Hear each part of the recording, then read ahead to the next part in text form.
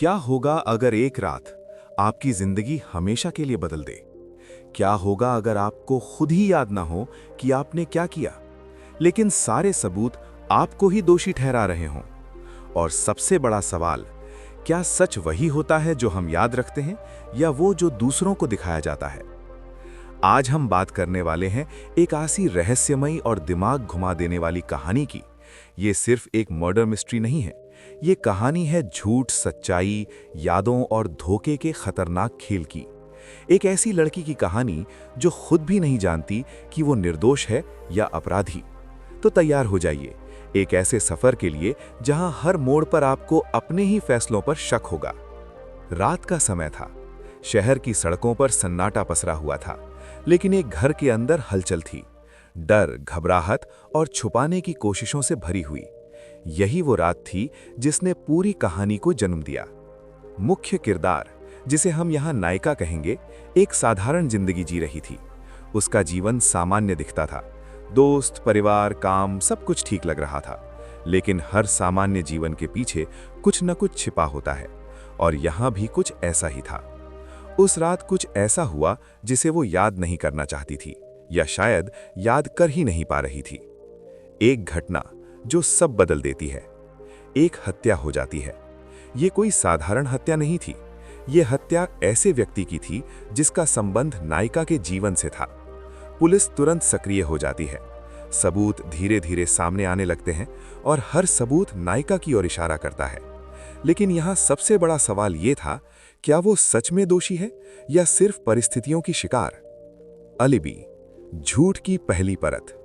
नायिका अपने बचाव में एक अलिबी पेश करती है, एक ऐसा दावा जो बताता है कि वो घटना के समय कहीं और थी।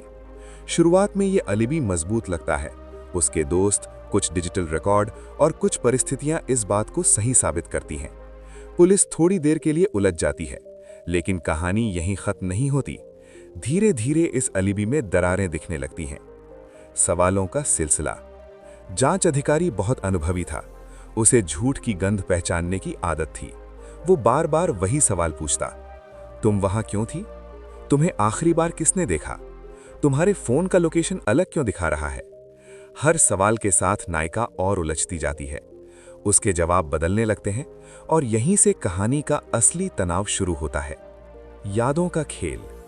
कहानी का सबसे दिलचस्प पहलू यह है कि नायिका खुद भी पूरी सच्चाई नहीं जानती। उसे कुछ चीजें याद हैं, कुछ धुंधली हैं और कुछ पूरी तरह गायब हैं। क्या ये ट्रॉमा है या वो जानबूझकर सच्चाई छुपा रही है? पाठक भी उसी दुविधा में फंस जाता है। किस पर भरोसा किया जाए? संबंधों का जाल। जैसे जैसे कहानी आगे बढ़ती है, हमें पता चलता है कि नायिका के आसपास के लोग उतने सीधे नहीं दिखते जितने दिखते हैं। उसका सबसे करीबी दोस्त कुछ छुपा रहा है। उसका परिवार पूरी सच्चाई नहीं बता रहा, और जिस व्यक्ति की हत्या हुई है उसका अतीत भी साफ नहीं है। हर किरदार के पास एक मोटिव है, कारण है। इससे कहानी और भी उलझ जाती है। अलिबी टूटने लगता है। एक एक करके नायिका का अलिबी टूटने लगता है। फोन रिकॉर्ड गलत साबित होते हैं, गवाह अपने बयान बदल देते हैं, और कुछ नए सबूत सामने आते हैं जो सीधे उसे अपराध स्थल से जोड़ते हैं। अब सवाल बदल जाता है, क्या उसने ये सब पहले से प्लान किया था? सच्चाई की पहली झलक। कहानी के बीच में एक बड़ा ट्विस्ट आता है। नायिका को कुछ याद आता है, एक फ्लैशबैक। वो उस रात वहां थी, लेकिन क्या उसने हत्या की? ये अभी भी साफ नहीं होता। मनोवैज्ञानिक दबाव। जांच के दौरान नायिका मानसिक रूप से टूटने लगती है। उसे डर लगता है कि कहीं वो खुद ही अपराधी तो नहीं, कहीं उसने गुस्से में कुछ कर तो नहीं दिया। ये आत्मसंदेह कहानी को और गहरा बना देता है। अतीत का खुलासा। धीरे धीरे ये सामने आता है कि ये घटना सिर्फ एक रात की नहीं थी। ये कई साल पुराने रिश्तों, धोखे और रहस्यों का परिणाम था। जिस व्यक्ति की हत्या हुई थी उसका अतीत काला था। उसने कई लोगों के साथ गलत किया था, और नायिका भी किसी न किसी रूप में उससे जुड़ी थी। दूसरा बड़ा ट्विस्ट। जैसे ही लगता है कि अब सच्चाई सामने आ जाएगी, एक और मोड़ आता है। एक नया किरदार सामने आता है जो कहानी की दिशा बदल देता है। वो बताता है कि उस रात वहां कोई और भी था। सच्चाई के करीब। अब जांच नई दिशा में जाती है। सबूत फिर से जांचे जाते हैं, पुराने बयान दोबारा देखे जाते हैं, और धीरे धीरे एक नई तस्वीर बनती है, असली अपराधी। आखिरकार ये पता चलता है कि असली अपराधी कोई और है, वो व्यक्ति जिसने सबूतों को मोड़ा, नायिका को फंसाया और अपने बचाव के लिए झूठ का जाल बुना। नायिका का अलिबी भी उसी ने प्रभावित किया था। अंतिम टकराव।